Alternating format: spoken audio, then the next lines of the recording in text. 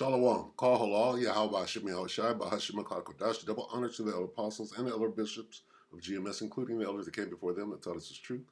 Shalom, salutations to all the brothers who push the word of truth and in sincerity, the hopeful elect tabernacle of David, to the Akwat that are listening and learning, being a pillar of rest, the 144,001 the hopeful elect of Israel on the brother Yahshua. Everything is according to plan. The Most High has the plan, and everything is according to that. If you don't understand that, there's nothing I can say. All right, Isaiah 46:10 in the King James, declaring the end from the beginning, and from ancient times the things that are not yet done, saying, my counsel shall stand, and I will do all my pleasure. That goes right over most people's head. Even if you understand it in plain black and white in pure English, right? You still can't wrap your head around how the Most High works, right? Let's read it in the NIV. I make known the end from the beginning. That means the end of the world to the beginning of the world. What world? The world of Esau, the world of Israel, right? And we're in between those two worlds right now. I make known the end from the beginning, from ancient times, what is still to come. Okay? I say my purpose will stand, and I will do all that I plan. I'll do what the F I want to. This is what God is saying. What is still to come? I make known the end from the beginning, from ancient times, what is still to come. Only I can tell you the future before it even happens. I'm the only one. I created everything. Everything I plan, God's plan. Everybody speaks of God's plan, but then you go right off of, oh, well, God wouldn't do that. He wouldn't do that. He's not a jealous God. Yes, he is. Everything I plan will come to pass, for I do whatever the fuck I want. And that's just it. Okay? So, my word will not return unto me void. All right? His word is telling you what the plan is. Everything I plan, right? Well, will not return, Salakia, not return unto me void. Where is it?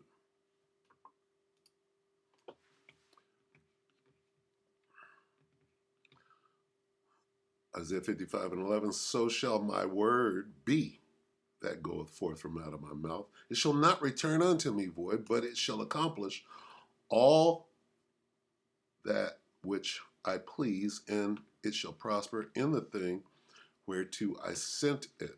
Read it in the NLT. It is the same with my word. I send it out, and it always produces fruit. It will always accomplish all I want it to do, and it will prosper everywhere I send it.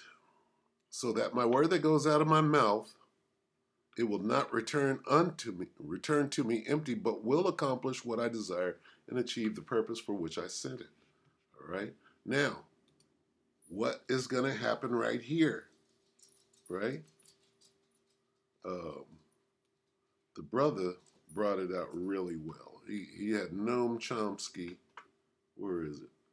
Noam was saying this is the last vestige of the Edomite. He basically said that.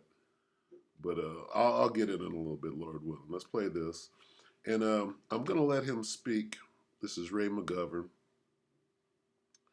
And he's going to go into what's coming, what's on the horizon. And he's going to explain it in a way that you understand. See, because these devils, they're living in their fantasy right now. They know that it's over. But the one last shot they have is in the realm of fantasy. Okay, and they're living that fantasy. We can overcome the Most High.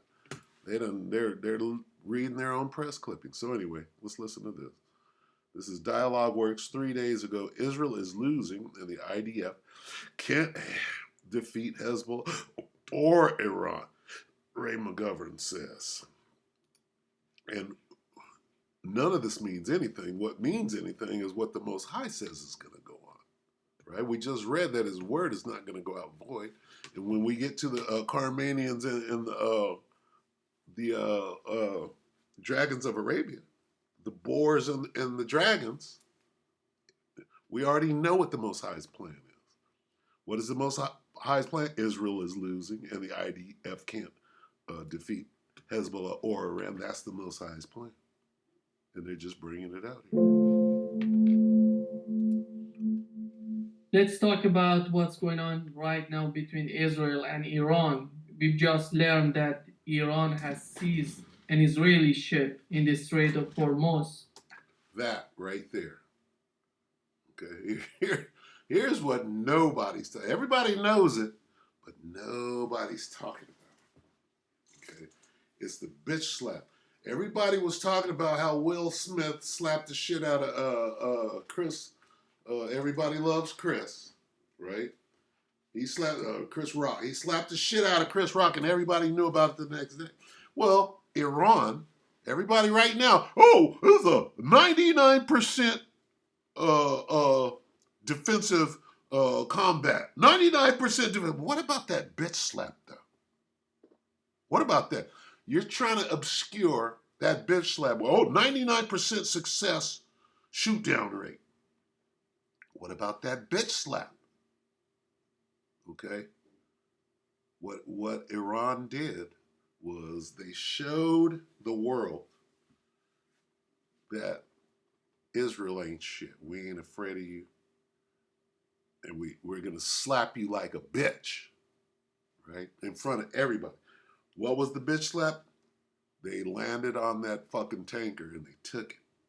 They took an Israeli ship, cargo ship or whatever. It says, get the fuck out of the Straits of Hormuz. We're running this shit. We'll shut this damn thing down when we want to. God is on our side. Really? They might not know, but the Most High is on the side of the wild boars and the dragons of Arabia. All right? He's on the side of Magog, the land of Magog Salakia. Let me back that up a little bit.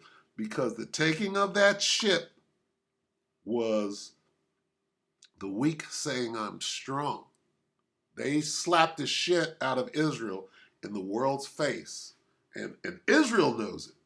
They know it. They're trying to obscure that shit so we don't pick up on it. Now check it out. An Israeli ship in the Strait of Hormuz. How do you see the learn that Iran has seized an Israeli ship in the Strait of Hormuz? How do you see that was a bitch slap heard around the world. Now, you don't hear anything about that anymore because the Israelis own the media and they don't want to talk about looking weak. They get the fuck out of the Strait of Hormuz. Get out of the Red Sea. We run that. And that's the biggest strategy. You shut down the Strait of Hormuz, the world feels it. Well, guess what? The world is about to feel current situation of this conflict? Is Israel hoping for Iran to react so violently to bring the United States into this conflict? Nima, you put your finger on it. That is clearly Israel's aim. Striking Iranian territory, that consulate in Damascus is protected, is considered the territory of Iran, killing, I think it was 7 very high officials, 2 of them generals. It was a provocation, pure and simple. It could only have been done by the Israelis, but the U.S. has not condemned it. And, everyone, right. Oh, damn it. This nigga's selling his belt. This is really designed to up the ante, as we say, escalate, and provoke the Iranians into doing something really violent that would draw the U.S. in defense of Israel. But the problem is the Persians are Elamites. They're not Edomites. Okay, the devil, the murderer, the real murderer is Esau. The real murderer is Bibi Netanyahu. The Edomite is the devil, not the Persian. Okay? Keep that in mind. Persian can wait to kill. Edomite, got to kill. That's his job. His job is to murder and lie about it. Act like he didn't do it. Now, is that going to work? Would Iran do something that violent? Well, they've threatened for sure that they will retaliate. Retaliate, of course. Retaliate. Edomite got the ICBMs. He got the most dangerous weapons on the hand and will use them. When's the last time Iran dropped a bomb on anybody?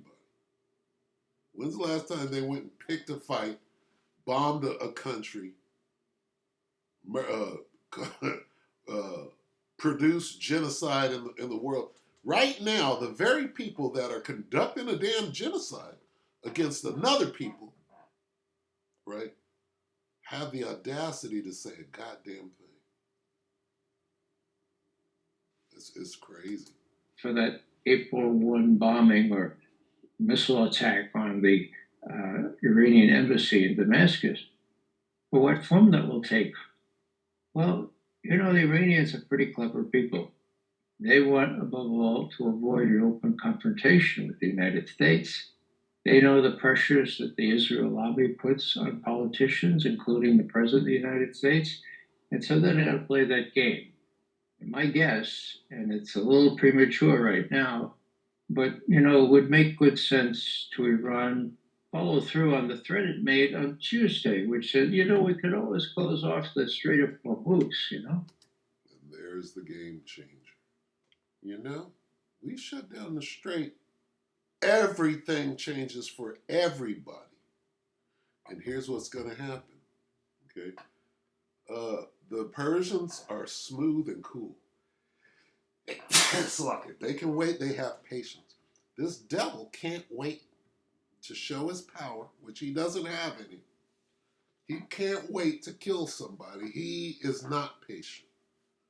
He's struggling right now not to just fuck everything up, which he's going to do anyway. Because the Most High is playing this devil. Most High is the one playing the chess here. And you got the devil up there sweating, ready to, the ball's in our court. The ball's in, yeah, you're going to overstretch. You're going to start some real shit and get yourself hemmed up, right? They're going to shut down the Strait of Hormuz. You can always block ships from going through there. Now, that's an incredible, that's far more significant than blocking access to the Red Sea. The amount of oil that goes there, I think the last time I checked, there's about 30% of the world's oil in trade goes through the Strait of Hormuz. So now they've done it. They did it today. They did it to an Israeli-owned, at least partially owned, cargo ship. Okay, they didn't shoot it up. They landed on it by helicopter, and they took it into Iranian waters. That was the biggest bit. Nobody's talking about that. See? And they know it. See, Israel, they know. They're fucked. So whatever move they make is already countered. It's already countered by Russia, China, Iran, North Korea, on down. But even more so than that, the Most High is directing the whole 20-dimension chess game here. You got to keep that in mind. Oh, wow. That's big. So what kind of reaction is that going to elicit? I don't think, as outlandish as sometimes U.S. policymakers are, I don't think you're going to start shooting up Iranian bases near the Strait of Hormuz. Now, here's what's going to happen, okay? The Houthis started some shit in the Red Sea. And America immediately had to do something because you fucking with my money now. This ain't Israel. You fucking with my money, shutting down the Strait of Hormuz. So whatever Israel does in response, coming up right here, they're tit for tat. If it causes Iran to shut down the Strait, here comes America. See, Bibi is like this. How do we get America into this thing? So they got to do something so foul sideways that they're going to shut down the Strait. Then America has to come in. And that's what Bibi wants. And then it's the World War. As they are doing to the much weaker Houthis, who have Hoochie Mums. pretty courageously taken on those ships in the Red Sea. Now, the Red Sea embargo, if you will, has hurt Israel economically. Closing the Strait of Hormuz, well, that will hurt everyone, but I don't think the Iranians have to close it completely. They could just sort of single out Israeli-owned, Israeli-bound, Israeli-connected cargo ships, oil ships, whatever. We're running So, this shit. This, in my view, is a pretty clever move. What's the U.S. going to do? Well, the U.S. naval authorities in the area have this. I'll just read you this thing. This was the advice that the U.S. naval authorities have given out. This is according to Reuters. The Joint Maritime Information Center, run by a Western-led naval coalition, said, get this, vessels, ships intending to navigate the Strait of Hormuz, one of the world's most important energy routes, should exercise caution and not loiter. Okay, Not loiter. so they're gonna make a dashboard. I can make a.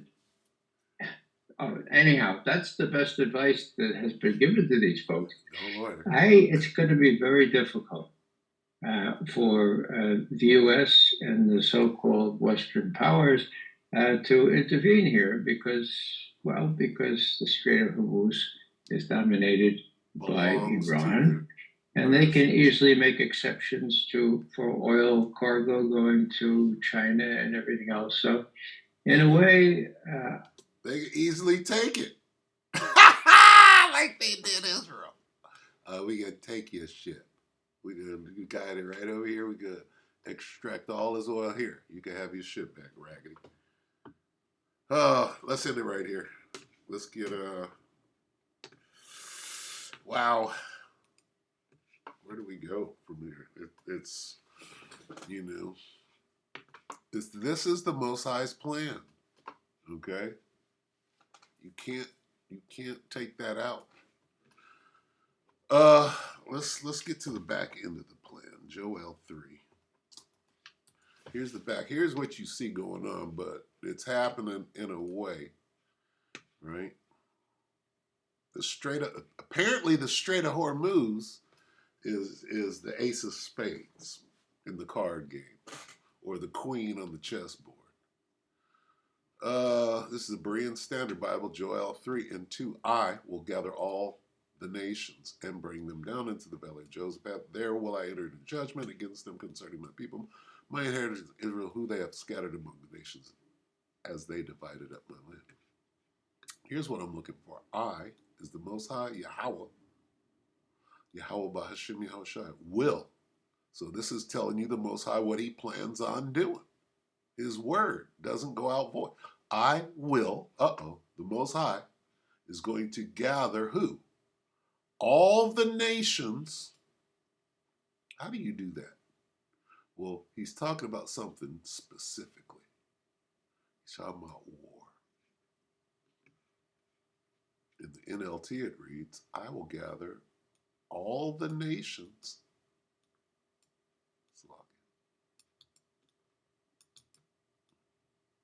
This is dumb. I will gather, see that? All the nations of the world.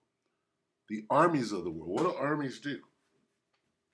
They conduct war into the Middle East. This is the Most High's plan. Okay, he tells you why. Here's the why. There will I judge them, but here's what the plan is. Okay, this is what we see happen. They got to shut down the Strait. That's going to bring the top dog, just like when the Houthis were stirring shit up over there. America sent out the fucking Sixth Fleet, got their ass whooped, and they shut up real quick about it. They shut up about the Houthis because the Houthis are controlling shit over there. They shut up about it, letting you know that they have to respond. Now, they haven't shut down the Strait yet, but that's going to cause these old barnacle war vessels to come out and try to defend or whatever, and they're going to get that ass whooped. It's all a plan, right? And the Most High got the plan, all right? So we're going to end it right there. I was going to go into the Carmonians. Let's see. Yeah. I'm not going to go into it. Let's see.